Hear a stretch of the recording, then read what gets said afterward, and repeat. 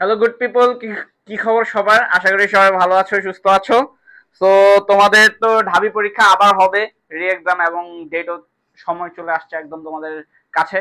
তো তোমরা হচ্ছে যে কি আমরা রেগুলার তোমাদেরকে প্র্যাকটিস উপর রাখতেছি বিভিন্ন জায়গায়। হচ্ছে কি তোমরা আসলে অনেকেই হচ্ছে কি প্র্যাকটিস থেকে দূরে সরে গেছো, আবার অনেকেই হচ্ছে যে অনেক জায়গায় মেরিট করে ফেলছো। তো ওখান থেকে হচ্ছে কি একটা অবহেলা চলে আসছে। তো আমার এরকম কয়েকজন স্টুডেন্টের সাথে কথা হয়েছে অলরেডি, হ্যাঁ, যারা আমাদের ব্যাচ থেকে বিভিন্ন জায়গায় মেরিট করছো, এরপর কি এখন আর পড়তে ইচ্ছে হচ্ছে না। সো ম্যাক্সিমামের ক্ষেত্রে এরকমটা হয়। তো এই জন্যই আসলে বেসিক্যালি আমরা হচ্ছে কি তোমাদেরকে প্র্যাকটিসে রাখার জন্য, পড়াটা রিভিশন দেওয়ার জন্যই হচ্ছে যে কি আমরা ইয়ে করতেছি, ঠিক আছে? যে পড়াগুলো যেন তোমরা টাচে থাকে, ভুলে না যাও। হ্যাঁ, অনেকে তো প্র্যাকটিসের অভাবে ইয়াটা হয়। ওকে, সো সবকিছু শুনতে পাচ্ছ কিনা, ঠিকঠাক ভাবে দেখা যাচ্ছে কিনা, এটা একটু বলবা। আই গেস সাউন্ড ওকে আছে। হ্যাঁ, সো আই গেস সবকিছু দেখতে পাচ্ছ। সো ফার্স্ট অফ অল আজকে আজকে যেহেতু আমরা ম্যানেজমেন্ট পড়বো, হ্যাঁ, ঢাবির জন্য। তো এবার তোমাদের যে আগে যে ফল্ট এক্সামটা ছিল, হ্যাঁ, ওইটার কোশ্চেনটা আগে আমি সলভ করাই দিব, ঠিক আছে? তো তোমরা একটু সবাই দ্রুত জয়েন করো, বন্ধুদেরকে মেনশন করো। আর হচ্ছে কি যে ক্লাসটা শেয়ার করে দাও, যেন তোমার বন্ধুরা যারা ফাঁকিবাজ আছে, হ্যাঁ, ওরা যেন ক্লাসে জয়েন করে, ঠিক আছে? ওকে, সো আই গেস দেখা যাচ্ছে। হ্যাঁ, ওকে ওকে ওকে। হ্যাঁ, ওয়ালাইকুম আসসালাম। সো আমি কয়েক সেকেন্ড সময় নিব, সবাই যেন কি একটু দ্রুত জয়েন করতে পারো, জয়েন করো। এরপর হচ্ছে কি করব, আমি পড়ানো শুরু করব, ঠিক আছে? ওকে সবাই, আর আমি একটু ক্লাসটা শেয়ার করে দিই, ঠিক আছে? ওকে, যেন হচ্ছে আমাদের সব স্টুডেন্টরাই হয়। এবং এটা অ্যাজ এটা ফ্রি ক্লাস, তো তুমি তোমার বন্ধুদেরকে মেনশন করতে পারো, হ্যাঁ, শেয়ার করে দিতে পারো। তাহলে কি হবে, সবাই একসাথে ক্লাসটা করতে পারবে, ঠিক আছে? ওকে, আচ্ছা, একজন অলরেডি আনসারও করে ফেলছে, আমি প্রশ্ন করিও নাই, এরপর আনসার করে ফেলছে। হ্যাঁ, এটা ভালো দিক, ঠিক আছে? ওকে, সো একটু দ্রুত জয়েন করি, হ্যাঁ, আমরা একটু দ্রুত জয়েন করি। ওকে, তোমাদের লাস্ট ডেতে বাহা ভাইয়া হচ্ছে যে কি তোমাদেরকে ম্যানেজমেন্টের অনেকগুলো কোয়েশ্চেন প্র্যাকটিস করেছে বেসিক্যালি ফার্স্ট পেপারের উপর থেকে। তো আজকে আমি তোমাদের সেকেন্ড পেপারের উপর থেকে করাবো, বাট তার আগে হচ্ছে আমরা কি করব, ইয়াটা করে নিব আর কি, প্রিভিয়াস মানে হচ্ছে কি লাস্ট তোমরা যেই সমস্যা যুক্ত, হ্যাঁ, কোয়েশ্চেনে এক্সাম দিছিলা বেসিক্যালি অ্যাকাউন্টিং এ, যেটার জন্য তোমাদের পরীক্ষা বাতিল হয়ে আবার এক্সাম হচ্ছে, এটার উপর নিব, ঠিক আছে? ওকে, সো আমরা শুরু করে দেই নাকি? তো ফার্স্ট অফ অল তোমরা দেখতেই পাচ্ছ যে এবারের প্রথম প্রশ্নটা যেটা ছিল যে কি দ্য প্র্যাকটিস অফ ম্যানেজমেন্ট, এই গ্রন্থের লেখক কে?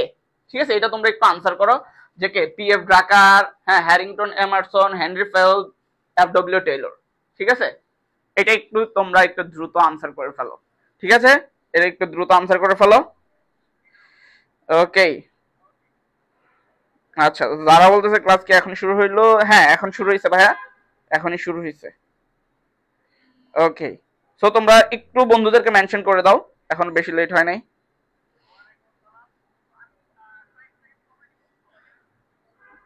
ওকে, আচ্ছা, দ্য প্র্যাকটিস অফ ম্যানেজমেন্ট গ্রন্থের লেখক, দেখো এই বইটা, হ্যাঁ, এই বইটা একটু আনকমন পড়ছে, তাই না? সাধারণত তোমাদেরকে হচ্ছে কি এমবিও, হ্যাঁ, এরপর হচ্ছে কি অন্যান্য যে সহজ বইগুলো আর কি, হ্যাঁ, কমন বইগুলো থাকে এফ ডব্লিউ টেইলর, হ্যাঁ, বা হেনরি ফেওলার, ওগুলা থেকে আসে। But the practice of management বইটা বেসিক্যালি লিখছে হচ্ছে কি পি এফ ড্রাকার। কে লিখছে ভাই? পি এফ ড্রাকার, হ্যাঁ। সো তার আর কি কি অবদান আছে এটা একটু দেখাবো। সো এখানে একটু ব্যাখ্যাটা অ্যাড করে দিয়েছি, যেহেতু এই প্রশ্নটা মানে এই বইয়ের নামটা একটু আনকমন, মানে আগে কখনো হচ্ছে কি বিভিন্ন জায়গায় দেখা হয় নাই, ঠিক আছে? সো ভাই অ্যাকাউন্টিং এর ক্লাস দেন, অ্যাকাউন্টিং এর ক্লাস অলরেডি 3টা ক্লাস দেওয়া হয়েছে, প্রয়োজন হলে আমরা আরো দিব, সমস্যা নাই। 3টা ক্লাস দেওয়া হয়েছে, তুমি ওই ক্লাসগুলো করো, আগের ক্লাসগুলো করো, ঠিক আছে? কি কি আরফিনা মাহজাবিন ঐশী ভাইয়া, তুমি কি রেগুলার ক্লাসগুলো করতেছো? তুমি আমাদের কোন ব্যাচের স্টুডেন্ট? সো তুমি ওগুলা দেখো, ওয়েবসাইটে ক্লাসগুলো রেকর্ড দেওয়া আছে, ওগুলা দেখো, আগের ম্যারাথনগুলো দেখো আই গেস। এবং হচ্ছে কি এই যে ম্যানেজমেন্ট এবং অ্যাকাউন্টিং এর যে লাস্ট সাজেশন বইটা, এইটা পড়ো ভাই, এটার উপরে আর কোনো কথা নাই, অলরেডি তোমরা গুচ্ছ রাবি এগুলোতে দেখে বলছো। সো যেটা বলবো সেটা হচ্ছে কি, বলতেছিলাম যে পি এফ ড্রাকারকে কি আধুনিক ব্যবস্থাপনার জনক হিসেবে বলা হয়, এটা কিন্তু মাথায় রাখো, ঠিক আছে? তো তার হচ্ছে কি কত সালে প্রকাশিত? 1954 সালে দ্য প্র্যাকটিস অফ ম্যানেজমেন্ট বইটা। সো এখন দেখো এবার যেহেতু এই যে কি পিএফ ড্রাকারকে দিয়ে কি তার এই প্র্যাকটিস অফ ম্যানেজমেন্ট বই দিয়ে চলে আসছে, সো এই বইটা দিয়ে নেক্সট মানে এই বছরেই এই যে 17 তারিখে যে এক্সাম এখানে আসার সম্ভাবনা কম। তো তুমি হচ্ছে কি এফডব্লিউ টেইলর, হেনরি ফেওলের এই বইগুলো আমাদের জেনে যাইতে হবে, ঠিক আছে? ওকে, সো সে হচ্ছে কি আধুনিক ব্যবস্থাপনার জনক বলা হয় এবং তিনি কি এমবিও ম্যানেজমেন্ট বাই অবজেক্টিভ এইটারও কি জনক হিসেবে পরিচিত। সো এটা একটু মাথায় রাখবে, এমবিও দিয়ে কোশ্চেন আসে ম্যাক্সিমাম টাইমে, ঠিক আছে? এবার আসো, যৌথ মূলধনী প্রতিষ্ঠানের জন্ম সনদ বলা হয় কোনটিকে? জন্ম সনদ বলো, জন্ম সনদ কোনটা? বার্থ সার্টিফিকেট, ঠিক আছে? বার্থ, জন্ম সনদ ইংরেজি কি? Birth certificate. ওকে, সো বলো যৌথ মূলধনী কোম্পানির জন্ম সনদ বলা হয় কোনটিকে? এটা বলো। ওকে, আচ্ছা বলো তো তোমরা এই ক্লাসটা কে কে এখনো শেয়ার করো নাই এটা বলো, আর শেয়ার করছো কারা কারা এখনো? কারণ কি এখনো দেখতেছি সবাই এখনো জয়েন করে নাই, ঠিক আছে? তোমরা সবাই শেয়ার করলে তো অলরেডি বাকি সবার চলে আসার কথা। ওকে, আমাদের আমাদের নিজেদের ব্যাচ গুলাতেই তো হচ্ছে কি হাজারের উপরে স্টুডেন্ট সবকিছু মিলাই। হ্যাঁ, সো ওকে, আচ্ছা রাকিবুল ইসলাম বলতেছে টু হচ্ছে কি নিবন্ধন পত্র, মুন্নি খাতুন বলতেছে সি, সি শাহেদ সি। ওকে, হ্যাঁ তাহলে দেখো বেসিক্যালি কি ভাই, যৌথ মূলধনী কোম্পানির কি জন্ম সনদ, কি জন্ম সনদ জিনিসটা কি, যেটার মাধ্যমে আমরা আসলে কি সরকারি প্রতিষ্ঠানে আমাদের নামটাকে লিপিবদ্ধ করি। হ্যাঁ, যেমন কি আমাদের যে যেরকম কি বার্থ সার্টিফিকেট হয় না, আমরা আমাদের যে জন্ম সনদ থাকে বিভিন্ন স্কুল প্রতিষ্ঠান ভর্তি হইতে গেলে দেওয়া লাগে, ওইটাও কি আমরা রেজিস্টার করা আমাদের নামটাকে, হ্যাঁ কি সরকার কর্তৃক নির্ধারিত প্রতিষ্ঠানে। সো যৌথ মূলধনী যখন তাদের নামটা লেখায় এটাকেই বলে কি বার্থ সার্টিফিকেট বা সার্টিফিকেট অফ ইনকর্পোরেশন। ইংরেজিতেও কিন্তু তোমার টার্ম আসতে পারে, ধরো শুধু বাংলাটা থাকলো না। ক্লিয়ার? ওকে, সো এইটা মাথায় রাখবা, নিবন্ধন পত্র কি সার্টিফিকেশন অফ ইনকর্পোরেশন অর নিবন্ধন পত্র, এইটাকে বলা হয় কি যৌথ মূলধনী কোম্পানির জন্ম সনদ। আর এটাকে কি বলা হয়, যদি তোমাকে বলতো যৌথ মূলধনী কোম্পানির সংবিধান বলা হয় কোনটিকে? সংবিধান, সংবিধান বলা হয় কোনটিকে? তাহলে কি হইতো স্মারকলিপি, স্মারকলিপি বা সংঘ স্মারক, ঠিক আছে? যদি বলতো সংবিধান কোনটিকে বলা হয়? ক্লিয়ার? ওকে, ক্লিয়ার, এটা মনে রাখবা। আবার যদি বলতো যে যৌথ মূলধনী কোম্পানির দ্বিতীয় গুরুত্বপূর্ণ দলিল কোনটি? দ্বিতীয় গুরুত্বপূর্ণ, তো দ্বিতীয় গুরুত্বপূর্ণ কোনটা হইতো ভাই? দ্বিতীয় গুরুত্বপূর্ণ হচ্ছে পরিমেল নিয়মাবলী, পরিমেল নিয়মাবলী। ক্লিয়ার? ওকে, এবার আসো, নিচের কোনটি স্থায়ী পরিকল্পনা? স্থায়ী পরিকল্পনা, নিপার কৌশল, নিপার কৌশল, এটা তো মনে আছে না তোমাদের? বাহাবাই খুব সুন্দরভাবে এটা মুখস্থ করাই দিছিল, মনে করাই দিছিল, ঠিক আছে? ওকে,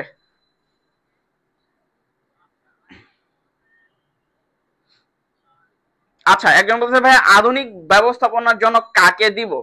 বেসিক্যালি হ্যাঁ, হেনরি ফেওয়েল হচ্ছে কি ব্যবস্থাপনার জনক, কিন্তু পরে এই ওর যে কি শর্তগুলা বা সূত্রগুলা বা থিওরিগুলা এগুলাকে আরো আপডেট করছে হচ্ছে পিএফ ড্রাকার। দ্যাটস ওয়াই এখন বেশি অ্যাকসেপ্টেবল, হ্যাঁ বা হচ্ছে কি সর্বজন গৃহীত হচ্ছে যে কি এখন আধুনিক যদি থাকে, যদি বলে যে ম্যানেজমেন্টের জনককে, তখন হচ্ছে কি আমরা হেনরি ফেওয়েলকে ইয়া করি, আর আধুনিক শব্দটা অ্যাড হইলে তখন পিএফ ড্রাকারকে ম্যাক্সিমাম জায়গায়। হ্যাঁ, তুমি এটা ভার্সিটি বলো বা অ্যাডমিশনের বিভিন্ন বইগুলাতে, মানে এটা হচ্ছে কি একটা কনফিউজিং প্রশ্ন, কিন্তু সব জায়গায় আমরা যেটা অ্যানালাইসিস করে দেখছি সব জায়গায় পিএফ ড্রাকারকে কি করা হচ্ছে? অ্যাকসেপ্ট করা হচ্ছে। সো এইটাই তোমরা কি করবা? আনসার করবা। এরপরে বাকিটা হচ্ছে কি ব্যক্তিগত উদ্যোগে তোমার যেটা ভালো মনে হয়, ঠিক আছে? আমরা অ্যানালাইসিস করে বিভিন্ন প্রতিষ্ঠান এবং বই অ্যানালাইসিস করে দেখলাম সবাই এখন এটাকেই কি ইয়ে করতেছে। ইভেন হচ্ছে তুমি হচ্ছে কি গুগল বা হচ্ছে কি চ্যাট জিপিটি বা এনিথিং এলস, হ্যাঁ ওগুলা তো দেখবা ইয়াকে করে। ওকে, ওকে, ঠিক আছে। সো নিপা আপার কৌশল ওইটা, সো কি নীতি, হ্যাঁ এই যে নীতি এখানে আছে, হ্যাঁ নীতি, এরপরে কৌশল, হ্যাঁ এরপরে হচ্ছে কি আর বাকি যেগুলো আছে কি আছে বাজেট, কর্মসূচি, প্রকল্প, এগুলা কোথায় ভাই? এগুলো হচ্ছে কি একার্থক, একার্থক, একার্থক। ক্লিয়ার? মানে কি এগুলো একবারের বেশি ইউজ করা যায় না। ক্লিয়ার? ওকে, সো এই টপিকটা মানে কোনটা স্থায়ী পরিকল্পনা বা কোনটা একার্থক পরিকল্পনা, এটা আমাদের জন্য জানাটাকে ইম্পর্টেন্ট। ঠিক আছে, এখান থেকে প্রশ্ন আসেই।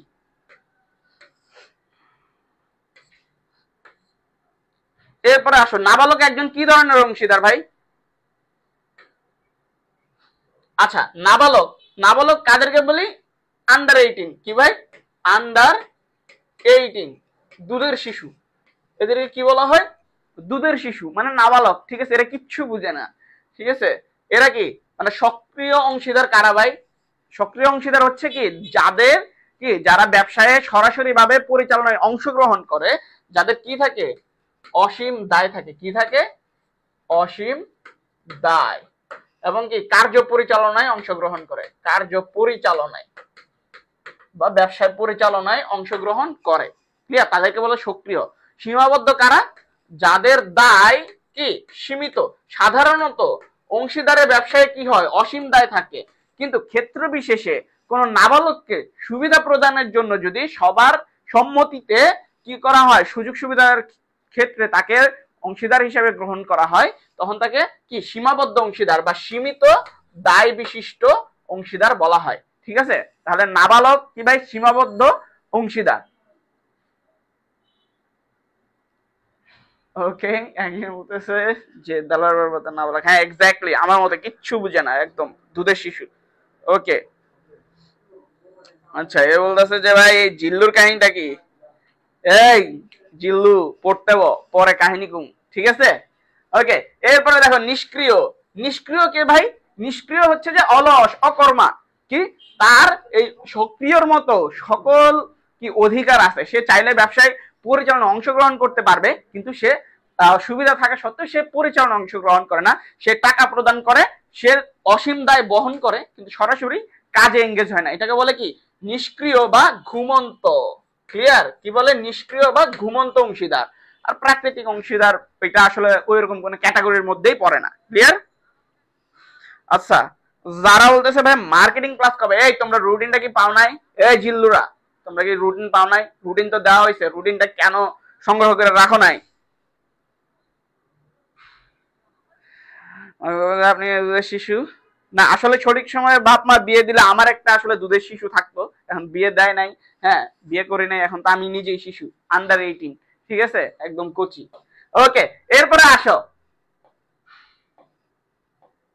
প্যাটেন্ট কোন ধরনের সম্পদ? এটা বলো। প্যাটেন্ট কোন ধরনের সম্পদ? নগদ, চলতি, কৃত্রিম, অস্পৃশ্য বা অস্পর্শনীয়, মানে যা স্পর্শ করা যায় না। ঠিক আছে, আরে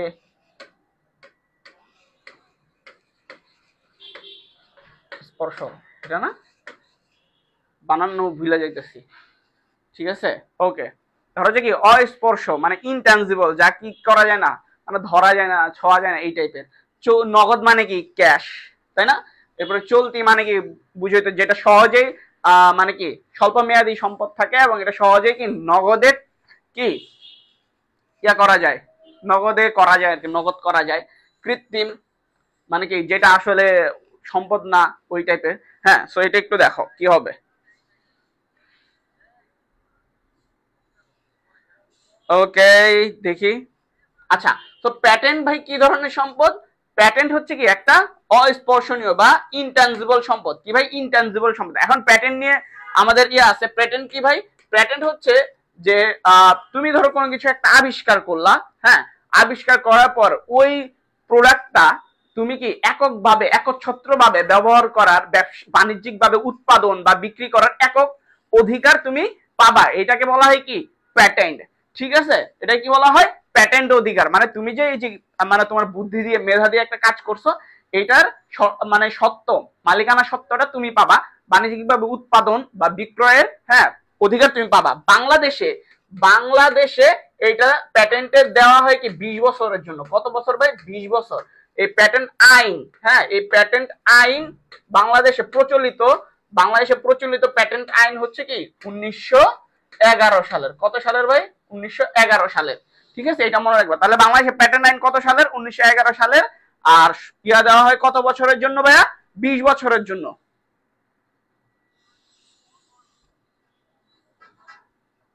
ক্লিয়ার? এই সবাইকে বুঝছো নি? ওকে, মাসুম আক্তার বলতেছে হ্যাঁ ছুবে না আমায়, হ্যাঁ এক্স্যাক্টলি, হ্যাঁ ধরা যাবে না, ছোঁয়া যাবে না, লজ্জাবতী। ঠিক আছে। আচ্ছা, রাকিব বলতেছে সময়, আচ্ছা হ্যাঁ, এই যে এই 20 বছরটা হচ্ছে কি আপডেটেড, বুঝছো? এটা কি আপডেটেড। আগে কত বছর ছিল জানো? আগে ছিল হচ্ছে যে 16 বছর। 16 বছর। ধরো তোমার অপশনে 20 বছর নাই, তখন তুমি 16 বছর দিবা।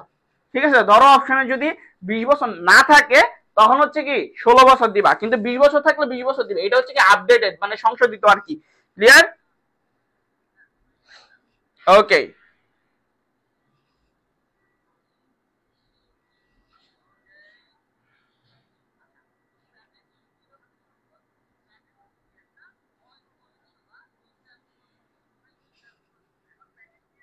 ওকে, এরপরে দেখো, আগে তোমাদের এখানে আর কোনো কনফিউশন নাই। এরপরে দেখো, মূলধন সংগ্রহের ক্ষেত্রে নিচের কোনটি সব থেকে বেশি উপযুক্ত বলো তো? মানে মূলধন সংগ্রহের জন্য আমরা কোন ধরনের ব্যবসাটাকে বেশি উপযুক্ত মনে করতে পারি? এক মালিকানা, অংশীদারি, ব্যক্তি মালিকানা কোম্পানি, পাবলিক লিমিটেড কোম্পানি। এটাই কেউ তোমরা আনসার করো, বলো কি হবে? ওকে, সবাই।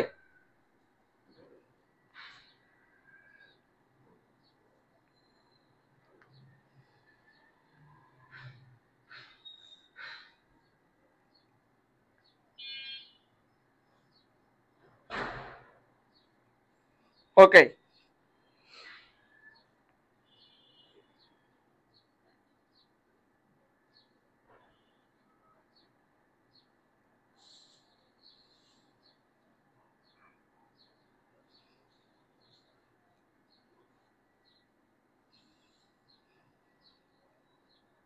আচ্ছা। ওকে, পাবলিক লিমিটেড, মাসুমা, খাদিজা, তন্নি, ওকে, মন্দিরা, পাবলিক, হ্যাঁ এক্স্যাক্টলি।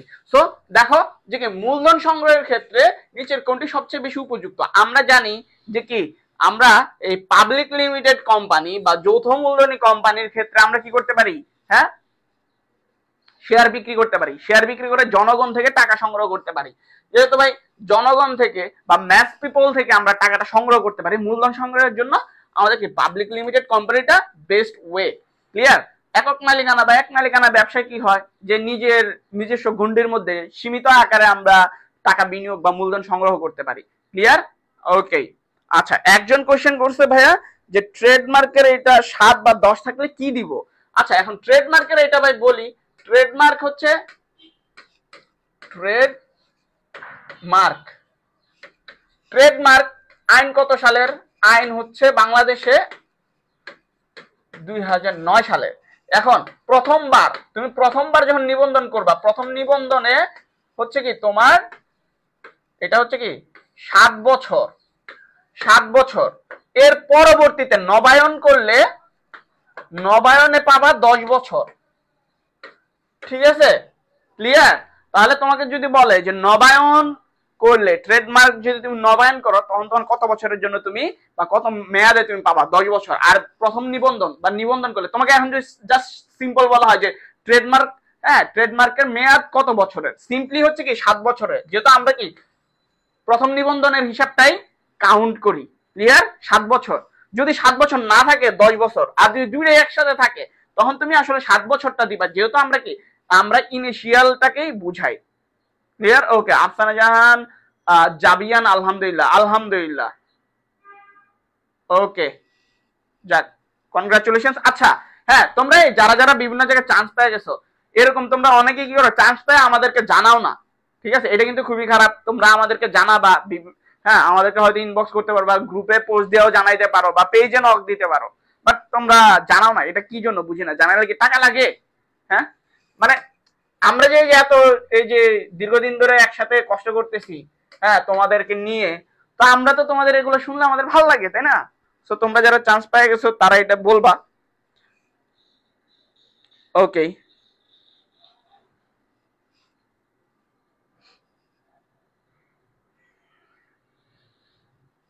ওকে, ক্লিয়ার। আচ্ছা, তাহলে এটা পাবলিক লিমিটেড। এবার আসো, নিচের কোন কি সময়সীমাটি শিল্প বিপ্লবের আনুমানিক সময়কাল, এটা একটু বলো তো। এই সোনামণিরা একটু বলো তো, এটা বলো যে নিচের কোন সময়সীমাটি শিল্প বিপ্লবের আনুমানিক সময়কাল। এখন শিল্প বিপ্লব কি জিনিস তোমরা বলতে বলতে আমি একটু বলি। শিল্প বিপ্লব হচ্ছে যে কি, মানে উৎপাদন বা শিল্পে, হ্যাঁ উৎপাদন শিল্পে যে কি আধুনিক কি রীতিনীতি বা আধুনিক প্রযুক্তির ব্যবহার শুরু, এটার মাধ্যমে ইউরোপ বা হচ্ছে কি যুক্তরাজ্যে, হ্যাঁ যে উৎপাদন শিল্পে যেই কি অভূতপূর্ব যে পরিবর্তন আসে, এটাই হচ্ছে কি বেসিক্যালি শিল্প বিপ্লব। এখন শিল্প বিপ্লবটা হচ্ছে কি আমাদের একটা টাইম ফ্রেম আছে, ঠিক আছে। আমরা বিভিন্ন জায়গায় জিএসটি তে কি 3670 আসছে, ভার্সিটিতে আসলে তখন জানাবো ইনশাল্লাহ, আশা করি হয়ে যাবে, ঠিক আছে। মানে ধরো কমার্সের সাবজেক্ট না হইলেও হয়তো আর্টসের সাবজেক্ট হইলেও হয়ে যাবে, বাট ওয়েটিং থেকে আসার কথা। কারণ ধরো তোমার ওখানে যারা জিএসটি তে চান্স পাইছে, হ্যাঁ ম্যাক্সিমামই তো ধরো যে অন্যান্য ইউনিভার্সিটিতেও কিন্তু ভালোই সংখ্যক চান্স পাইছে, ঠিক আছে, বা ঢাবিতে পাবে।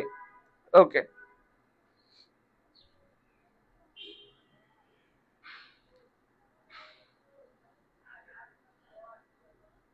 ওকে, আচ্ছা 1750 থেকে, ওকে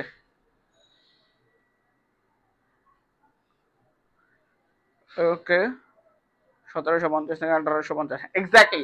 সো এটা 1750 থেকে কি 1850, অনেক জায়গায় আমরা ইন্টারে বা হচ্ছে ক্লাস 9-এ যখন পড়ছিলাম অনেক জায়গায় দেখছিলাম যে 1757 থেকে 1800 হচ্ছে কি 57, এমন একটা টাইম ফ্রেম।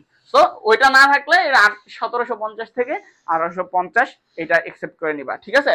বা হচ্ছে কি এবার বলতে পারে যে 18 শতকের মাঝামাঝি থেকে, 18 শতকের মাঝামাঝি থেকে, শতকের মাঝামাঝি থেকে ধরো শব্দে যদি থাকে একটু এখানে একটা কনফিউশন আছে, আমি এটা বলতেছি 18 শতকের মাঝামাঝি থেকে 19 শতকের মাঝামাঝি, 19 শতকের মাঝামাঝি, ঠিক আছে। এই যে 1757 বা 1750 থেকে 1850, এই সময়টাকে কি বলে? এই যে দেখো 1700 যখন থেকে শুরু হয়েছে, 1700, হ্যাঁ 1700, তখন এই 17 যখন থেকে শুরু হয়েছে তখন থেকে এটাকে বলা হয় কি 18 শতক, ঠিক আছে। আর 18 যেখান থেকে শুরু হয়েছে এটাকে বলা হয় কি 19 শতক। সো তুমি গোলায় ফালায় না, ঠিক আছে। যদি তোমাকে এরকম না দিয়া যদি এরকম বলে যে 18 শতকের মাঝামাঝি থেকে 19 শতকের মাঝামাঝি, বা 17 শতকের মাঝামাঝি থেকে 18 শতকের মাঝামাঝি, তখন কিন্তু তুমি কনফিউজ হয়ে যাবা। সো এই ডিফারেন্সটা বুঝো। সো এখানে 17 মানে এটা কত শতক? 18 শতক, ক্লিয়ার। আর এখানে 18 মানে এটা কত শতক? 19 শতক, ক্লিয়ার। এই কনফিউশনটা দূর হয়েছে কিনা বলো।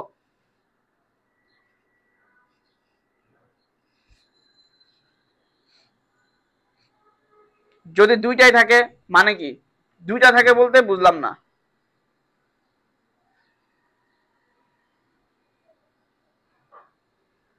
আচ্ছা, জায়গায় পাই নাই, জিএসটি তে পজিশন দূরে, এখন মিষ্টি তোরে মাইর দিমু রে জুনায়েদ, তোর কপালে শনি আছে, ঠিক আছে।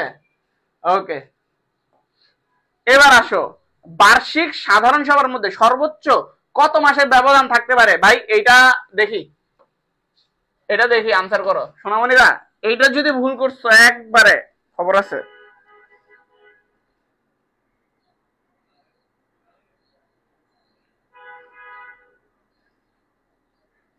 এই সবাই পড়াশোনায় মনোযোগ দাও, ঠিক আছে। এই দ্রুত আনসার করো, দ্রুত ভাই, অত সময় নাই, বুঝো নাই।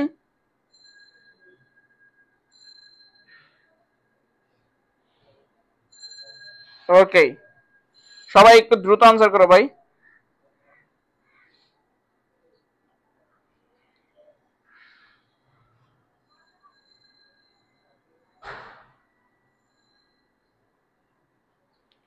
সবাই দেখি দ্রুত আনসার করো।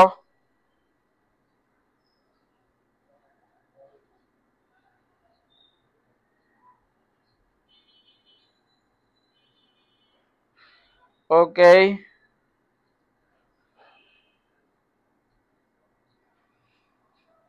কিরে আনসার করো না কেন, পারো না? আচ্ছা, মাকসুদা সরকার বলতেছে ভাই এটা ভুলে গেছি, একবারে মাইর দেওয়া উচিত। ওকে, শাহানা আক্তার আনসার করছে, জারা আনসার করছে, নাজমুল আনসার করছে, ওকে, তামান্না তাবাসসুম আনসার করছে। বাকিরা বাকিরা বাকিরা দ্রুত ভাই, সময় নাই।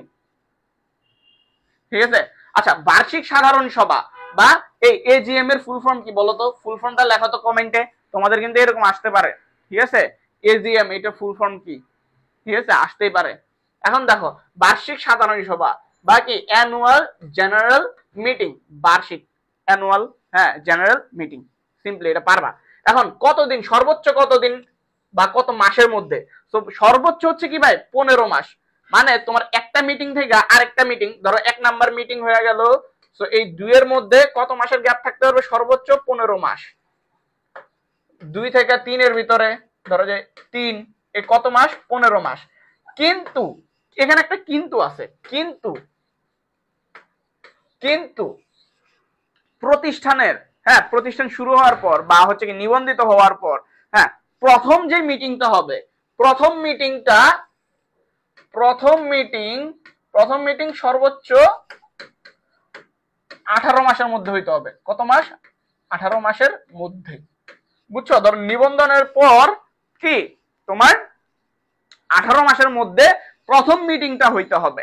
বার্ষিক সাধারণ সভার যে প্রথম মিটিং, এটা হইতে হবে কি 18 মাসের মধ্যে। ক্লিয়ার? এখন এখান থেকে আরেকটা প্রশ্ন আসে, সেটা হচ্ছে যে, হ্যাঁ, মিটিং শুরু হওয়ার কতদিন পূর্বে নোটিশ দিতে হয় মিনিমাম? হ্যাঁ, মিটিং শুরু হওয়ার, এটা আনসার করো তোমরা কমেন্টে, আমি লিখি। মিটিং শুরু হওয়ার কতদিন পূর্বে নোটিশ দিতে হয়? কি দিতে হয়? নোটিশ দিতে হয়, বলো। এখন মিটিং শুরু হওয়ার কতদিন পূর্বে নোটিশ দিতে হয়, এটা আনসার করো। আচ্ছা,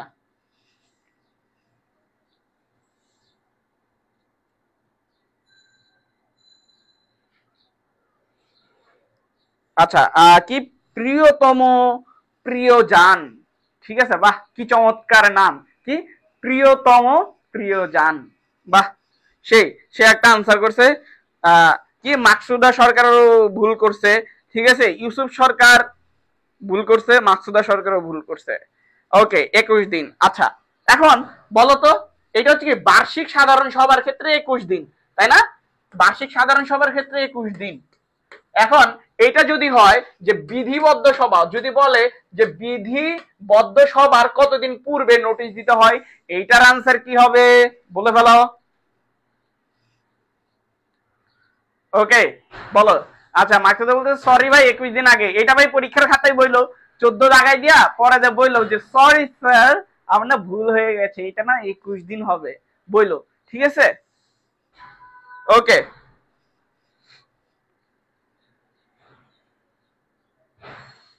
ভাইয়া ডিউ এক্সামের দিন আপনারা থাকবেন ওইখানে? হ্যাঁ, ক্যাম্পাসে থাকবো।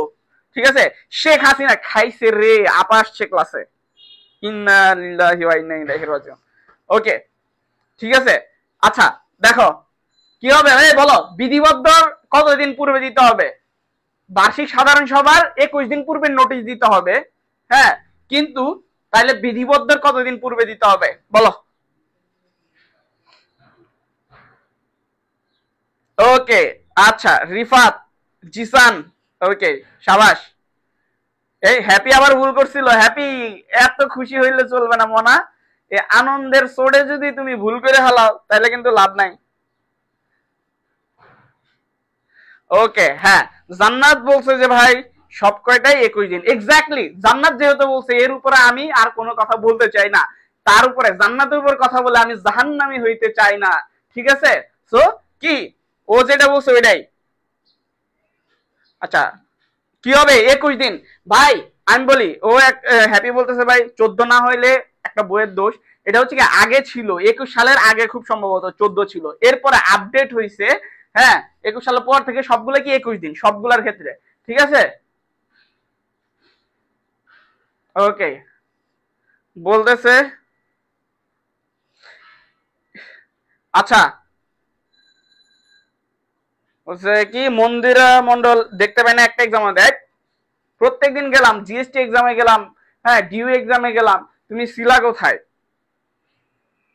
আচ্ছা দেখো, তাহলে কি ভাই সবার 21 দিন পূর্বে নোটিশ দিতে হবে, ঠিক আছে? এবার আসো, আরেকটা প্রশ্ন হইতে পারে এখান থেকে, এগুলো তো লিখছো বা জানা আছে, চাইলে কেউ নোট করতে পারো বা হচ্ছে স্ক্রিনশট নিতে পারো, যদি স্ক্রিনশট নিলে লেখা বুঝবে না, আমার লেখাও আমি বুঝতেছি না, ঠিক আছে? আচ্ছা, তোমার এটা হইতে পারে বিধিবদ্ধ সভা, বিধিবদ্ধ সভা কত দিনের মধ্যে করতে হয়? সভা কত দিনের মধ্যে, মানে হচ্ছে কি কার্যারম্ভের কত দিনের মধ্যে, কার্যারম্ভের অনুমতি পত্র পাওয়ার কত দিনের মধ্যে শুরু করতে হয়? শুরু করতে হয়, তাই না? 29। আচ্ছা বলো, বিধিবদ্ধ সভা হচ্ছে কত মাসের মধ্যে বা কত দিনের মধ্যে করতে হয়? এটা বলো, এটা বলো, এটা বলো, এটা একটু সবাই বলো।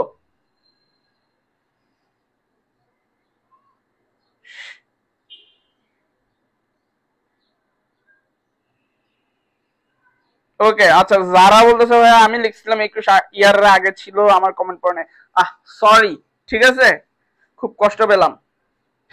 এটা একটু আনসার করো ভাই, কত দিনের মধ্যে হচ্ছে বিধিবদ্ধ সভা?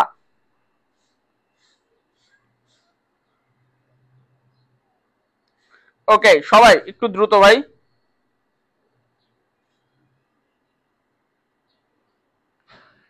ওকে তোহা 6 মাস, রকিবুল 6 মাস, এক্স্যাক্টলি, হ্যাঁ। আচ্ছা ওকে, হ্যাঁ। সো এই হচ্ছে কি কার্যারম্ভের অনুমতি পত্র, কার্যারম্ভের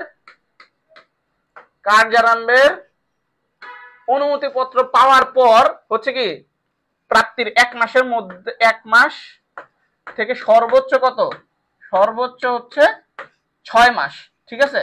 তাহলে সর্বোচ্চ 6 মাসের মধ্যে আমাদের কি করতে হবে? বিধিবদ্ধ সভা দিতে হবে। এখন এখান থেকে আরেকটা প্রশ্ন হয়, আরেকটা প্রশ্ন কিরকম হইতে পারে? আরেকটা প্রশ্ন হইতে পারে এটা যে নিচের কোন সভাটি, ধরো নিচের কোন সভাটি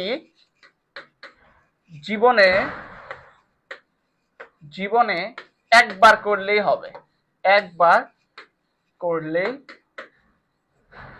হবে, বলো কোনটি? নিচে কোনটি বলো তো? বার্ষিক সাধারণ সভা, বিধিবদ্ধ সভা, এরপরে কি এই কি এক্সট্রা অর্ডিনারি সভা। সো কোন সভাগুলো হচ্ছে কি এই প্রতিষ্ঠানের জীবনকালে একবার করলেই হবে, বলো, এটা আনসার করো। দিলেন তো 12টা বাজে, কি করলাম?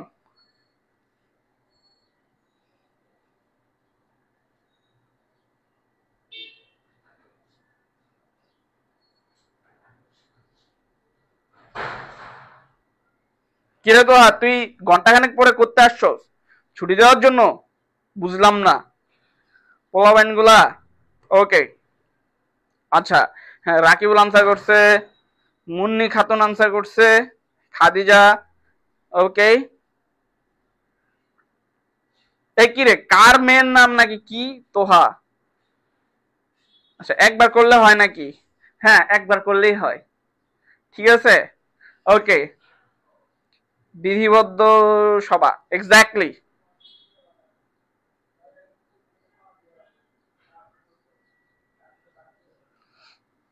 বিধিবদ্ধ, এক্স্যাক্টলি। আচ্ছা বলতেছে আপনারা কি জাতীয় বিশ্ববিদ্যালয়ের জন্য কোনো কোর্স করান না? করাই তো, ঠিক আছে।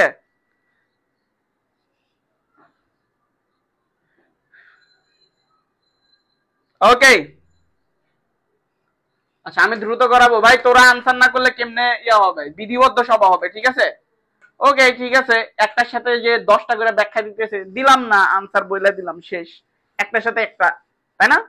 ওকে, এরপরে দেখো যে কি নিচের কোনটি এক মালিকানা ব্যবসায়ের বৈশিষ্ট্য নয়, বলো তো নিচের কোনটি একক মালিকানা ব্যবসায়ের বৈশিষ্ট্য নয়? সীমিত দায়, সহজ গঠন, সীমিত মূলধন, মালিকের পূর্ণ নিয়ন্ত্রণ, বলো বলো বলো বলো, দ্রুত আনসার করো। ওকে আনসার করো, নাকি আমি বলে দিব? হুম, তোমরা যেভাবে বলবে এভাবেই হবে, কোনো প্যারা নাই। ওকে, সবার আগে আপা আনসার করে ফেলছে, ঠিক আছে। শেখ হাসিনা, শেখ হাসিনা ভয় নাই, রাজপথ ছাড়ি নাই, ঠিক আছে। ওকে, আচ্ছা শাহেদ আনসার করছে। ওকে,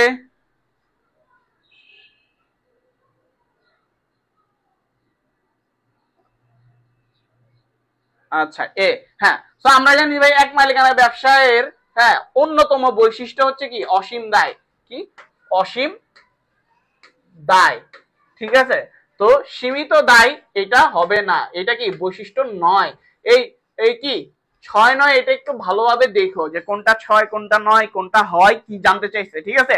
এটা একটু ভালোভাবে দেখে নিও। আর বাকিগুলো তো হচ্ছে কি এক মালিকানা ব্যবসায়ের বৈশিষ্ট্যই, ক্লিয়ার। ওকে, এবার আসো যে নিচের কোন ধরনের নেতৃত্ব শৈলীতে অধীনস্থদের সম্পূর্ণ স্বাধীনতা থাকে। সম্পূর্ণ স্বাধীনতা দেওয়া হয় কোথায়? এই যে তোদেরকে, আমি তোদেরকে যে নেতৃত্বে দিয়ে ক্লাস করাই, এটাই হচ্ছে কি সম্পূর্ণ স্বাধীনতা, ঠিক আছে। ওকে, বলো সবাই, সবাই দ্রুত বলো। আর সবাই ভাই কি করো, তোমরা হচ্ছে যে ইয়াটা করবা, লাস্ট সাজেশন বইটা আছে না, এটা ভাই পড়ে নিও। এটা পড়লে তো বুঝতে পারছো যে তোমাদের জন্য অনেক বেশি ইজি হয়ে যায় সবকিছু। হ্যাঁ, এখান থেকে কমন পড়ে, জিএসটি আর সব জায়গায় হচ্ছে কি অনেক বেশি কমন পড়ছে। সো ঢাবির জন্য একই ভাই, কোয়েশ্চেন যেগুলো ইম্পর্টেন্ট এগুলো দুনিয়ার সবগুলা ভার্সিটির জন্যই বেসিক্যালি ইম্পর্টেন্ট, ঠিক আছে। সো যাদের কাছে বইটা আছে ওরা ওইটা পড়ো, বা যারা নতুন বা এখন সংগ্রহ করে না চাইলে সংগ্রহ করতে পারো। কিছু অল্প কিছু পিস মনে হয় আছে, পেজে নক দিলে হয়তো পাবা। এখনো তো এক সপ্তাহ বেশি সময় আছে না, আজকে কত তারিখ? আজকে হচ্ছে যে 4 তারিখ। সো 4 তারিখ তো এনাফ টাইম আছে, ঠিক আছে। ওকে, বি, হ্যাঁ দেখো, তাহলে কি নেতৃত্ব শৈলীতে অধীনস্থ সম্পূর্ণ স্বাধীনতা দেওয়া হয়। আচ্ছা, হ্যাঁ। তো গণতান্ত্রিক কি করা হয়, এখানে পরামর্শ নেওয়া হয়, হ্যাঁ, অল্প কিছু সুযোগ সুবিধা দেওয়া হয়, সম্পূর্ণ স্বাধীনতা দেওয়া হয় না, ঠিক আছে, এটা পরামর্শ নেওয়া হয়। কিন্তু অবাধ নীতি বা হচ্ছে কি লেজেস ফেয়ার, হ্যাঁ, এইটাকে, এটা আরেকটা সুন্দর নাম আছে, কি নাম বলো তো? লাগামহীন, লাগামহীন বা মুক্ত নেতৃত্ব, কি মুক্ত, ঠিক আছে। সো অবাধ নীতি বা লেজেসফেয়ার মানে কি, যে যার খুশি যার মন যা চায় তাই। এই যে তোমরা যেমন কমেন্টে কি এই তোহা নিয়ে লাগাই দিছো ভাই, এইটা তো তোমার টপিকই না, তুমি কেন আসে এটা কথা বলবা, তাই না? তোহা কার কি, কার মেয়ের নাম তোহা, কার হচ্ছে কি বান্ধবীর মেয়ের নাম, কার নানির দাদের নাম তোহা, এটা তো দরকার নেই। এটাকে বলে হচ্ছে কি লেজেসফেয়ার নীতি, মানে আজাইরা কাজ কাম যা মন চায় তাই করে, ঠিক আছে। সো এটাকে বলে কি লাগামহীন বা মুক্ত নেতৃত্ব। আর স্বৈরাচারী কোনটা? ধরো এই যে আমি কি করতাম, এই প্রথম যখন কমেন্ট করলাম তখনই যদি ব্লক দিয়ে দিতাম যে যা শালা তোর আর কমেন্ট করা লাগবে না বাদ, হ্যাঁ, তাহলে কি হইতো, এটা হইতো স্বৈরাচারী, হ্যাঁ, ঠিক আছে। ওকে,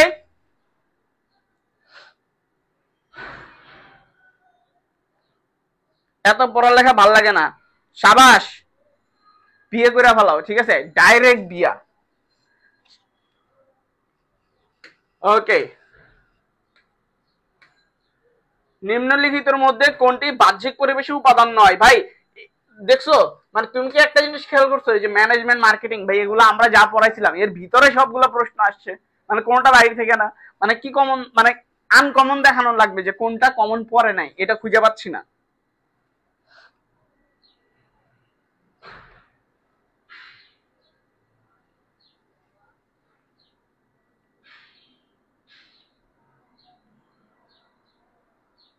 ওকে, প্রিয়তমা, প্রিয়জান, এই নামটা বললেই দিলের ভিতরে কেমন জানি একটা ভাল লাগা কাজ করে, ঠিক আছে। হ্যাঁ, অনেক সুন্দর নাম আইডিটার, কি প্রিয়তমা প্রিয়জান। ওকে, নিম্নলিখিতের মধ্যে কোনটি বাহ্যিক পরিবেশ উপাদান নয়? প্রতিযোগী, হ্যাঁ, প্রযুক্তি, গ্রাহক, সাংগঠনিক সংস্কৃতি।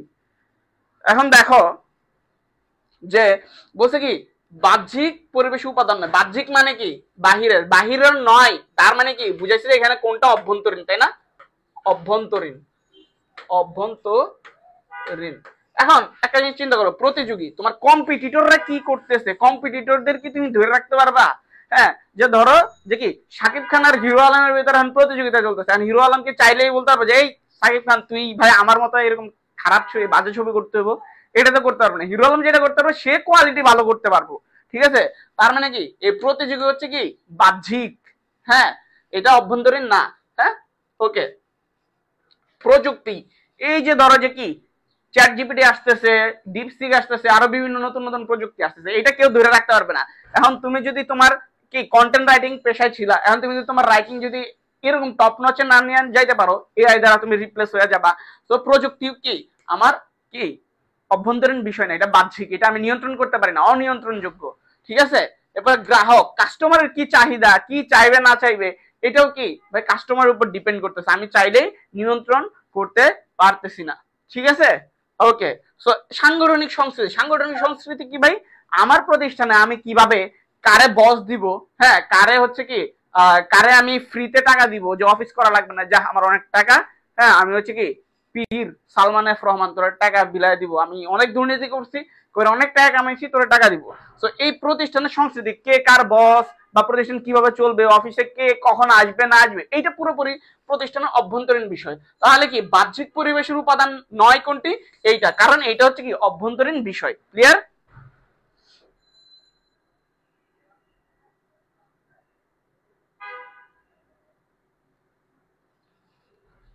আচ্ছা, বলতেছে যে ভাই আচ্ছা লাস্ট সাজেশন বইটা একটু বলবেন প্লিজ ভাই। এটা হচ্ছে যে তোমার অ্যাকাউন্টিং এবং ম্যানেজমেন্টের জন্য হচ্ছে যে দুইটা একদম ইম্পর্টেন্ট, এই দুইটা সাবজেক্টের জন্য ইম্পর্টেন্ট 350 মতো প্রশ্ন ব্যাখ্যা সহ ইয়া করা আছে। হ্যাঁ, সো হচ্ছে যে তোমরাও এটা ওই বইটা সংগ্রহ করে পড়তে পারো। হ্যাঁ, পেজে নক দিলে তোমরা ডিটেলসটা পাবা আই গেস। ওকে। কোন ব্যবস্থাপনা নীতি নেতৃত্বের বিকেন্দ্রীকরণকে উৎসাহিত করে, ঠিক আছে। আচ্ছা, বলছে যে কোন নেতৃত্ব, আচ্ছা কি কোন ব্যবস্থাপনা নীতি নেতৃত্বের বিকেন্দ্রীকরণকে উৎসাহিত করে। বিকেন্দ্রীকরণ মানে কি, মানে ছড়িয়ে ছিটিয়ে দেওয়া। দ্যাট মিনস ধরো যে কি এই ঢাকায় সব ফ্যাসিলিটিস না রেখে আমরা চিটাগাঙে কিছু দিলাম, রাজশাহীতে কিছু দিলাম, হ্যাঁ, ময়মনসিংহ কিছু দিলাম, খুলনা বরিশাল দিলাম আর কি, কি করলাম এখান থেকে ছড়াই ছিটে দিলাম, ঠিক আছে। সো বিকেন্দ্রীকরণ মানে কি কেন্দ্র থেকে কি ছড়িয়ে ছিটিয়ে বিভিন্ন জায়গায় ভাগ করে দেওয়া, ঠিক আছে। সো ক্ষমতার বিকেন্দ্রীকরণ, ক্ষমতা ভাগ করে দেওয়া। ক্লিয়ার? ওকে। সো দেখো, তো আদেশের ঐক্য নীতি এইটা কি জিনিস? আদেশের ঐক্য নীতি মানে হচ্ছে কি যে একজন ব্যক্তির আদেশদাতা হবে কি একজন মাত্র ব্যক্তি, ঠিক আছে। নমনীয়তার নীতি মানে কি, হ্যাঁ, যে এখানে মানে হচ্ছে যে কি কোন সিদ্ধান্ত নিলে যে এটা পরিবর্তিত, হ্যাঁ, পরিস্থিতিতে যখন কোন সিচুয়েশন চেঞ্জ হয় তখন যেন আমরা এটাকে কি করতে পারি, সিস্টেমটাও একটু চেঞ্জ করতে পারি। হ্যাঁ, এরপর জ্যেষ্ঠ মধ্য কি জ্যেষ্ঠ মধ্য শৃঙ্খল, হ্যাঁ। সো এটা দ্বারা বোঝাচ্ছে যে হচ্ছে কি কে কার অধীনে, কে কার কি বস, কে কার কি থাকবে, ঠিক আছে। আর হচ্ছে কি কর্তৃত্ব প্রদানকরণ, এইটাতে বোঝায় যে কর্তৃত্বটা কোথায় থাকবে, এটা কেন্দ্রীকরণ থাকবে না বিকেন্দ্রীকরণ, কর্তৃত্ব ভাগ হবে কিনা, ক্ষমতা ভাগ হবে কিনা, ঠিক আছে। তো এখানে আনসার হবে কি ডি নাম্বারটা। সো বেসিক্যালি আজকে আমাদের ঢাবির এ বছর মানে তোমরা যে এক্সামটা দিলা এইটার প্রশ্নটা সলভ হইলো এতক্ষণে, ঠিক আছে। ওকে।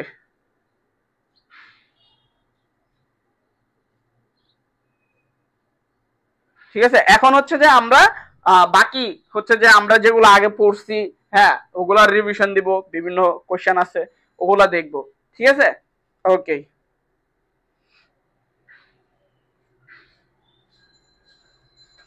সো এখানে থেকে তোমাদের কোনো প্রশ্ন আছে আই গেস নাই। সো প্র্যাকটিসের মধ্যে ভাই এগুলো আমরা আগে পড়ছি, হ্যাঁ, আবার রিভিশন দিব, প্যারা নাই, ঠিক আছে। বারবার রিভিশন, নতুন করে তো তোমাদের পড়ানোর কিছু নাই, আমি পড়াবো পরবর্তীতে একটা ক্লাসে হচ্ছে তোমাদের এই বছরের রাবি এবং হচ্ছে কি ওই কি বলে এটাকে গুচ্ছর প্রশ্নগুলা হচ্ছে কি করাবো, প্র্যাকটিস করাবো শেষে, ঠিক আছে। সো এটা প্যারা নাই। তো এটা আনসার করো যে একাধিক বিকল্প থেকে সর্বোত্তম বিকল্পটি বেছে নেওয়াকে কি বলে।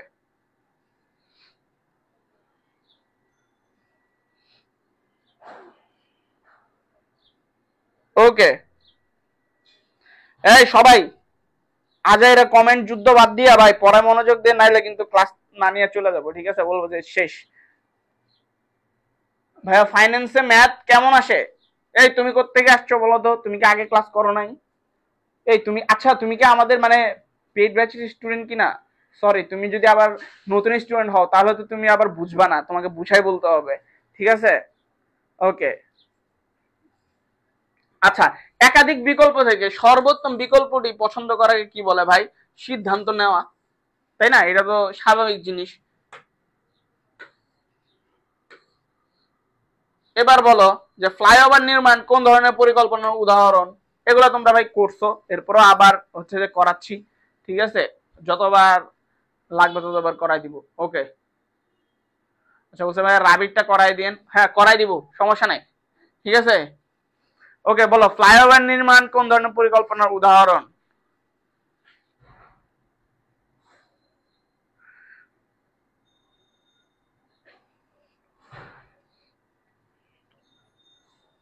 ফ্লাইওভার নির্মাণ কোন ধরনের পরিকল্পনার উদাহরণ? বিধি, পরিকল্পনা, প্রকল্প, প্রোগ্রাম, পদ্ধতি। তো ফ্লাইওভার ভাই কি?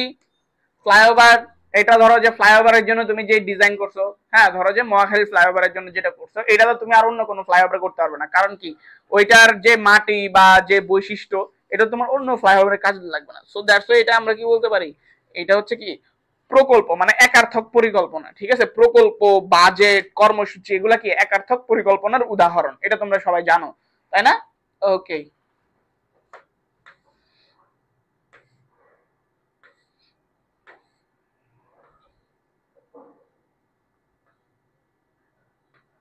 আচ্ছা বলো, এক্স কোম্পানি বর্তমানে তীব্র প্রতিযোগিতার বাজারে প্রবৃদ্ধি অর্জনের লক্ষ্যে আগামী 5 বছরের মধ্যে এর পণ্য লাইনে নতুন কোম্পানির পরিকল্পনাটি কোন ধরনের পরিকল্পনা? আচ্ছা, কি এক্স কোম্পানি তীব্র বাজারে প্রবৃদ্ধি অর্জনের লক্ষ্যে আগামী 5 বছরের মধ্যে কি? প্রশ্নটাই কেমন জানি মনে হচ্ছে সামথিং মিসিং মিসিং লাগতেছে, ঠিক আছে? আচ্ছা, 5 বছরের মধ্যে এরপরে কি জানি একটা আসে না, পণ্য নতুন কোম্পানির পরিকল্পনাটি কোন ধরনের পরিকল্পনা? কৌশলগত, বিভাগীয়, কার্যভিত্তিক। প্রশ্নটা কেমন জানি ইনকমপ্লিট, কিছু একটা মনে হয় বাদ গেছে। হ্যাঁ, তো দেখি এখানে কি ছিল। তীব্র প্রতিযোগিতায় টিকে থাকার জন্য এবং বিশ্বের মোকাবেলার জন্য কি পরিকল্পনা প্রণয়ন করা, তাই কৌশলগত বা স্ট্র্যাটেজিক পরিকল্পনা বলে। আচ্ছা, মানে হচ্ছে কি, মানে ও মানে সে যদি নতুন কোনো কি পরিকল্পনা গ্রহণ করে বা ইয়া করে, তাহলে এটা কোন ধরনের পরিকল্পনা হবে, তাই তো? এটা হবে হচ্ছে কি যে কৌশলগত। কারণ কি, কৌশলগত পরিকল্পনা হচ্ছে মানে ডেফিনেশনই হচ্ছে যে নতুন অদ্ভুত পরিস্থিতিতে বা প্রতিযোগীদের সাথে টিকে থাকার জন্য আমরা যে ধরনের পরিকল্পনা করি, এটাকেই বলে কি কৌশলগত পরিকল্পনা। ক্লিয়ার?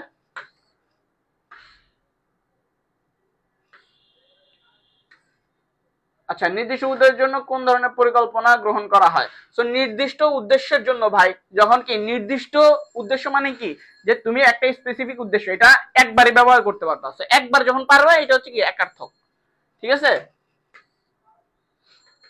একটি আদর্শ পরিকল্পনা থেকে নিচের কোন সুবিধাটি পাওয়া যায়? নিয়ন্ত্রণের সুবিধা, সুষ্ঠু সঠিক পথ নির্দেশনা। এটা ভাই সহজ একদম, সবগুলাই পাবা, এটা বলার কিছু না। কঠিনগুলো আমি ব্যাখ্যা করবো বা সময় নিব। নিচের কোনটি স্থায়ী পরিকল্পনা নয় নাকি হয়? আচ্ছা, নয় আছে, তাহলে বলো কোনটি স্থায়ী নয়? হ্যাঁ, 9, 6, ঠিক আছে, এটা মাথায় রেখো। ক্লিয়ার? ওকে, একটু বলো।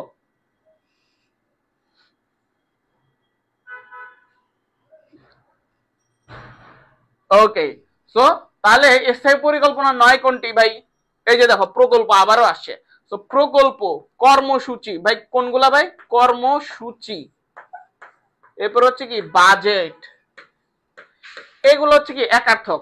এরপরে কি এই যে প্রক্রিয়া, নীতি, পদ্ধতি, এগুলো হচ্ছে কি আমার স্থায়ী। কৌশল,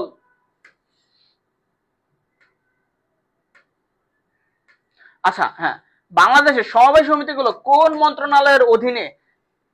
বাংলাদেশের সমবায় সমিতিগুলো কোন মন্ত্রণালয়ের অধীনে? এটা একটু আনসার করো, এটা হয়তো অনেকে ভুল করতে পারো যদি ভুলা যায় থাকো, ঠিক আছে? একটু দেখো।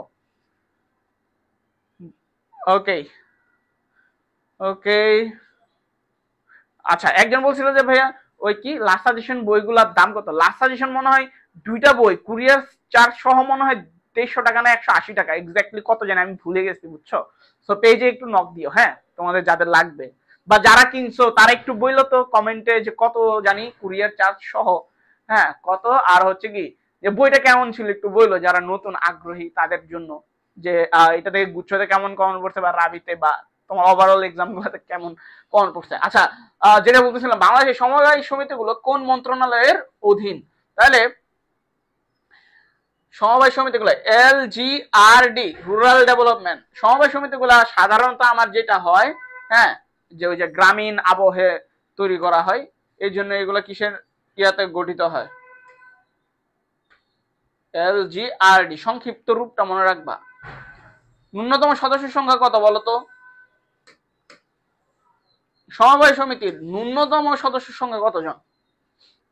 10, 20, 7, 2 বলো, সবাই বলো, সবাই সবাই সবাই সবাই সবাই।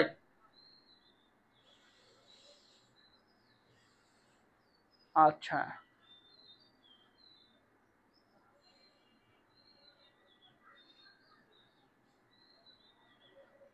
ওকে, অ্যাডমিশন আনসার করছে।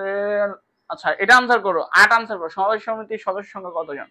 আচ্ছা সমবায় সমিতির না অনেকগুলো আবার ক্যাটাগরি আছে বুঝছো, ধরো যে প্রাথমিক, এরপর হচ্ছে কি কেন্দ্রীয়, এরপর হচ্ছে জাতীয়। এখন বলো তো কোনটার সদস্য সংখ্যা কত? তোমরা এটা বলো, তোমরা বলো, তিনোটাই জানা দরকার, একটু আনসার করো দ্রুত।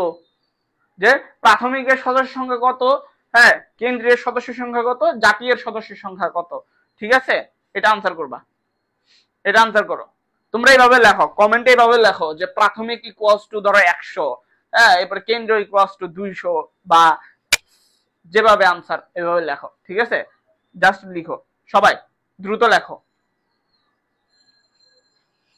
শুধু 10 জন 5 জন লেখো না, কেন্দ্রীয়র ওখানে কিন্তু একটা মিক্সড ভার্সন আছে ভাই, একটা মিক্সড আছে, ঠিক আছে? যে কি থাকবে, কি থাকবে কেন্দ্রীয়তে কিন্তু মিক্সড আছে, যে ওখানে কি থাকবে, কেন্দ্রীয় এখানে কিন্তু ব্যক্তি সদস্য না, কেন্দ্রীয় এখানে কি থাকে আমার, কেন্দ্রীয় এখানে প্রাতিষ্ঠানিক সদস্য থাকে। এখন এটা কিভাবে হবে এটা তোমরা আনসার করো, অনেকবার বুঝাইছি। জাতীয় 10 জন কি থাকে, জাতীয় 10 জন, 10 জন কি 10 জন মানুষ, 10 জন মানুষ থাকে না কি থাকে এটা বলো? 10 জন মানুষ থাকে না কিন্তু, এটা মাথায় রেখো। কি থাকে কেন্দ্রীয়তে থাকে 10টা কি প্রাতিষ্ঠানিক সমিতি, মানে 10টা প্রাথমিক সমবায় সমিতি থাকতে হয় মিনিমাম, তাই না? কি বলো কয়জন থাকতে হয়? প্রাথমিকে থাকে 20 জন ব্যক্তি, প্রাথমিকে থাকে 20 জন ব্যক্তি সদস্য, ব্যক্তি সদস্য, কিন্তু কেন্দ্রীয়তে থাকে 10টা প্রাথমিক কি প্রাতিষ্ঠানিক, প্রাতিষ্ঠানিক আর কি প্রাথমিক সমবায় সমিতি থাকা লাগে, ঠিক আছে? এই জিহাদ জুনায়েদ, ওকে হ্যাঁ এই যে একজন আনসার করছে, কে জানি ওর নামটা, আমি একটু দেখি, মনে হয় সম্ভবত হচ্ছে যে কি কি খাদিজা খানম, এক্স্যাক্টলি। সো প্রাথমিকে থাকে ভাইয়া, প্রাথমিকে 10 জন না, আপডেট হয়েছে প্রাথমিকে 20 জন, 10 জন না কিন্তু আপডেটেড হচ্ছে কি 20 জন ব্যক্তি। তাহলে প্রাথমিকে কয়জন থাকবে, 20 জন ব্যক্তি সদস্য, আর কেন্দ্রীয়তে থাকবে 10টা প্রাথমিক, মিনিমাম 10টা প্রাথমিক সমবায় সমিতি, ঠিক আছে? আবার ইয়াতে থাকবে কি বলে, জাতীয়তে থাকবে কি মিনিমাম 10টা কেন্দ্রীয়, ঠিক আছে? ওকে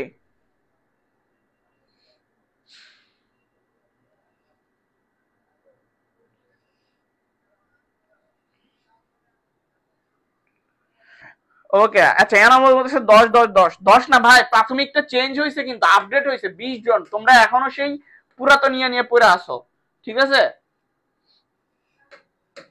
এবং এবং এখানে কিন্তু এটা কি সর্বনিম্ন, কিন্তু সর্বোচ্চ কি শেয়ার সংখ্যা দ্বারা সীমাবদ্ধ। এইটা মনে হয় গুচ্ছতে নাকি কোথায় প্রশ্ন আসছে, একজনে ভুল করে আসছে, ঠিক আছে? এখানে আমরা যে সদস্য সংখ্যা কথা বললাম, যে প্রাথমিকে কি 20 জন, এটা কি সর্বনিম্ন, হ্যাঁ 10 জন সর্বনিম্ন, ঠিক আছে? আর সর্বোচ্চ কি শেয়ার সংখ্যা দ্বারা সীমাবদ্ধ, লাইক যৌথ মূলধনী, সর্বোচ্চ সদস্য সংখ্যা মেনশন নাই, ঠিক আছে? এটা এবার একজন ভুল করছে, আমি পরীক্ষার হলের পর দাঁড়ায় আছি, সে খুব উৎসাহ নিয়ে আসছে, ভাই পুরো কমন পড়ছে, একদম আমি ফাটাই দিয়ে আসছি, আমি তো ভাই কে 20 জন দিয়ে আসছি। কিন্তু তারা জানতে চাইছিল যে সর্বোচ্চ সদস্য সংখ্যা কত, কিন্তু 20 জন বা সংখ্যাটা তো ভাই সর্বনিম্ন গুলা মেনশন আছে, সর্বোচ্চ তো শেয়ার দ্বারা সীমাবদ্ধ। ক্লিয়ার? এটা আবার যেন ভুল না হয়, যে কে ভুলটা করছিল কোন পাপি, এটা একটু মনে রেখো।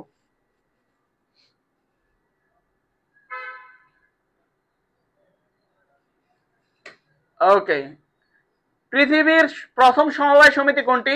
রসডেল। ঠিক আছে, রসডেল নামক সমবায় সমিতি, ওই যে 28 জন, হ্যাঁ, তাঁত শ্রমিক 28 স্টার্লিং নিয়ে শুরু করছিল রসডেল নামক জায়গায়। ঠিক আছে, কোম্পানি আইন সর্বপ্রথম কোথায় এবং কবে পাশ হয়? ভাই এগুলা ইংল্যান্ডে হয়েছিল। ঠিক আছে, 44 সালে। এটা আইবো না, তেমন গুরুত্বপূর্ণ। আচ্ছা, হ্যাঁ, এটা দেখো, একটু আগেই পড়ায় আসলাম।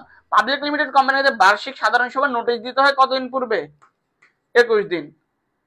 কতদিন? 21 দিন। সবগুলার ক্ষেত্রে তো, সব ধরনের সবার ক্ষেত্রে, তাই না? নিচে কোন ধরনের কার্যক্ষেত্রের বাইরে কোনো কাজ করলে তা ক্ষমতার বহির্ভূত কাজ বলে বিবেচিত হবে? এটা আনসার করো তো। স্মারকলিপি নাকি পরিমাণ নিয়মাবলী নাকি নিবন্ধন নাকি কার্যারম্ভের অনুমতিপত্র? এটা আনসার করো। ওকে, মাকসুদ আজহার বলতেছে এটা আমিও ভুল করছি, হায় রে, মায়ের খাওয়া উচিত তোমাদের। থাক, আমি আবার মেয়েদের মারি না, ঠিক আছে? নারী নির্যাতন আমি খুব ভয় পাই। নারীদেরকে কি করতে হবে? সম্মান করতে হবে, শ্রদ্ধা করতে হবে, ভালোবাসতে হবে। ঠিক আছে, ওকে। এনামুল খান বলতেছে যে স্মারকলিপি। আচ্ছা, এই স্মারকলিপির হিসাবে চলে আসছে, মাকসুদা এখনো সে রসডেলে পড়ে আছে, কাহিনী কি? আচ্ছা, তামান্না তাবাসসুম খ। ওকে, মন্দিরা মন্ডল বি। ওকে, জান্নাত 21। ওমা, এ আবার কোন জাহান্নামী কাম? ওকে, 12 এ। হ্যাঁ, তো দেখো, তো আমরা জানি যে কি যৌথ মূলধনী কোম্পানির ক্ষেত্রে আমাদের কি সংবিধান হিসেবে কাজ করে কোনটা?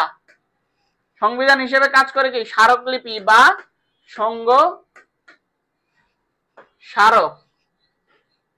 এর আরো একটা নাম আছে, পরিমেল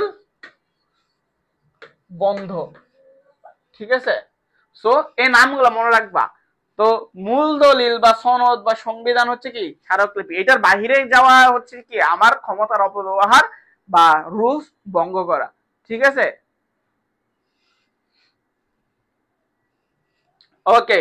আর দ্বিতীয় গুরুত্বপূর্ণ দলিল পরিমেল নিয়মাবলী। ক্লিয়ার?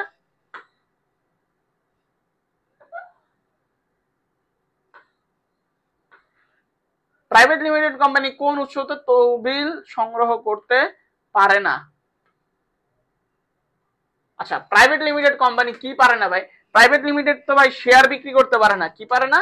শেয়ার বিক্রি করতে। আচ্ছা, এখানে একটু কনফিউজিং আছে। দেখো, শেয়ার বেসিক্যালি আমরা এখানে শেয়ার বলতে সাধারণ শেয়ার মানে জনগণের কাছে বুঝাই, কিন্তু এখানে শেয়ার দ্বারা অভ্যন্তরীণ, সে কিন্তু তার যে কি প্রতিষ্ঠানে যে সর্বোচ্চ 50 জন সদস্য হতে পারে তাদের কাছে কিন্তু আবার শেয়ার বিক্রি করতে পারে, মানে অভ্যন্তরীণ শেয়ার বিক্রি করতে পারে।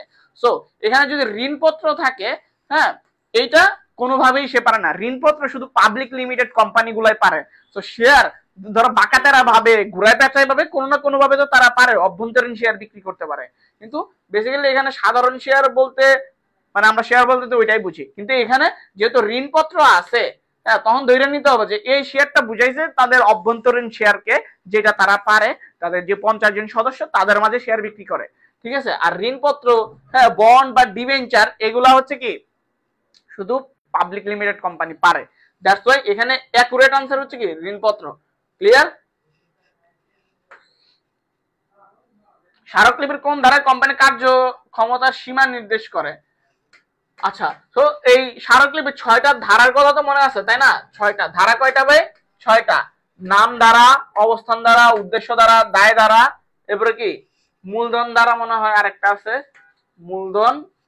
আরেকটা কি, আরেকটা কি আছে? ওকে, ওকে, এই যে তোমাদের এই যে বাহাবাই প্রেমিক পুরুষ চলে আসছে। ঠিক আছে, ওর মনে নাকি শুধু আগুনই জ্বলে।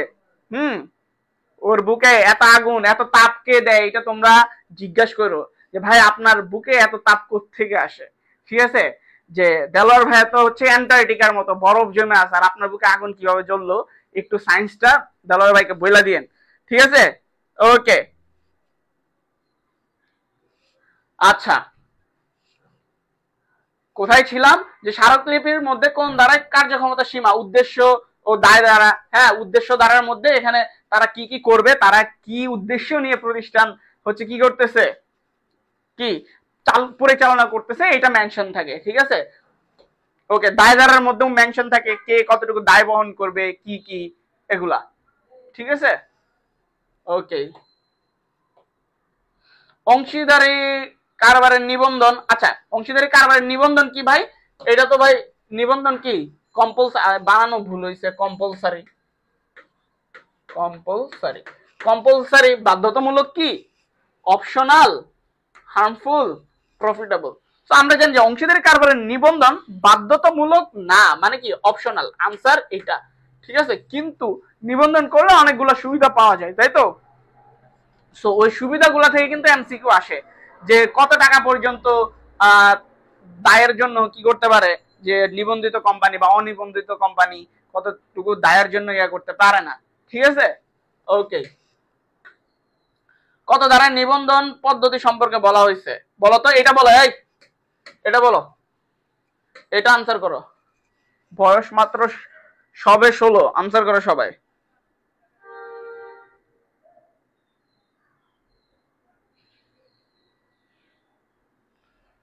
ওকে, সবাই আনসার করো দ্রুত।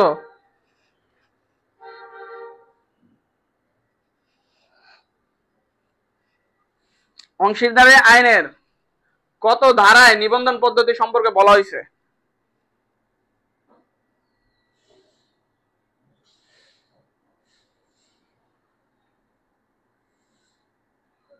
সবাই বলো, এই দ্রুত দ্রুত দ্রুত, সময় নেই। ওকে, হ্যাঁ কিলো,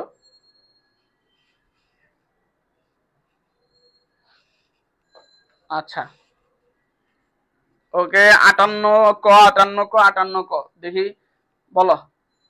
ওকে, সো 58 ক এটা ভাই মুখস্থ করবা, এবং এই দেখো নিবন্ধন না করার পরিণাম 69। ঠিক আছে, 69 এই ধারাটা মনে রাখবে, এটা তোমাদের ভালো মনে থাকবে, আমার জানা আছে। ঠিক আছে, তাও ভালোভাবে মনে রাখবে। ঠিক আছে, যে পরিণাম, তোমাকে যদি প্রশ্ন করে যে কত নাম্বার ধারায় নিবন্ধন না করার পরিণাম বলা হয়েছে, তো পরিণাম সবসময় কি হয়, খারাপ হয়। কি হয়, পরিণাম সবসময় খারাপ হয়, তাই কি পরিণাম হচ্ছে কি 69। ক্লিয়ার, ওকে। এবার দেখো অংশীদারি ব্যবসার মূল ভিত্তি হিসেবে কাজ করে কোনটি। আচ্ছা, অংশীদারি ব্যবসায় এখানে একটু দেখো অপশনগুলো একটু কনফিউশনের। ঠিক আছে, তো আমরা জানি যে মূল ভিত্তি হিসেবে কাজ করে কি শুধু চুক্তি, এটা লিখিত না, মানে মৌখিক যে কোনো কিছু হইতে পারে। ঠিক আছে, আচ্ছা আজান দিছে তাই না, ওকে আজান দিছে, এখন তোমাদের ব্রেক দিব নাকি ক্লাস শেষ করব বলো। আচ্ছা, অংশীদারি ব্যবসার মূল ভিত্তি হিসেবে কি চুক্তি কাজ করে। এখন এখানে বলছে লিখিত চুক্তি, মৌখিক, অনিবন্ধিত। যদি শুধু চুক্তি থাকতো আর বাকিগুলো চুক্তি রিলেটেড না থাকতো তাহলে চুক্তি দিতাম। এখানে যেহেতু চুক্তি সব ধরনের চুক্তির কথায় বলা আছে, তাহলে সব থেকে স্ট্রং কোনটা, এটা এইটা মাথায় রাখতে হবে। তাহলে মূল ভিত্তি কি স্ট্রং হচ্ছে কি নিবন্ধিত লিখিত চুক্তিপত্র, তাই ঘ আনসার। ওকে,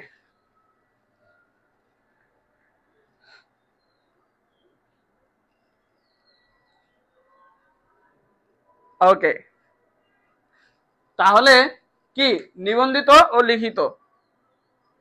ঠিক আছে, তাহলে আজান দিয়ে দিছে, তাহলে আজকের মতো কি ক্লাস শেষ করে দেব না ব্রেক দিব, তোমরা বলো, কয়েক সেকেন্ড সময়, সময় নাই, তাড়াতাড়ি দ্রুত দ্রুত।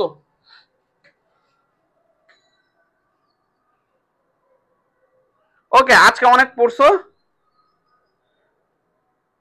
তাহলে পরে পরবর্তীতে আবার ক্লাস নিব না নাকি।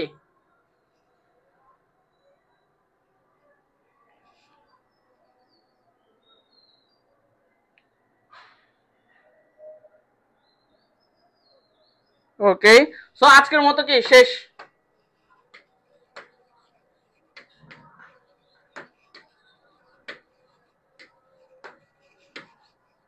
ক্লাস শেষ, ঠিক আছে। সো নেক্সট মানে কালকে তোমাদের হচ্ছে কি ফাইন্যান্স আছে, হ্যাঁ, এরপরে হচ্ছে কি পরের দিন আমি মার্কেটিং নিব, বা কালকেও নিতে পারি একই টাইমে যদি দুইটা ক্লাস নেই তোমাদের কি সমস্যা আছে? কারণ ফাইন্যান্স যার তার তো মার্কেটিং নাই, নিতে পারি বাট নিব না, পরের দিনে নিব, ঠিক আছে। তো ওই পর্যন্ত ভালো থাকো, সুস্থ থাকো, ঠিক আছে।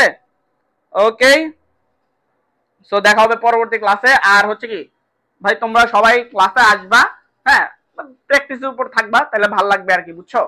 সো তো বুঝছোই তো ক্লাসে কি হবে, ডিটেলসে যা যা আছে সবকিছু বলে দিব, বন্ধু বান্ধবীদেরকে নিয়ে আসবা, সেটা যাই হোক। এখন নামাজ কালাম পড়ো, ঠিক আছে।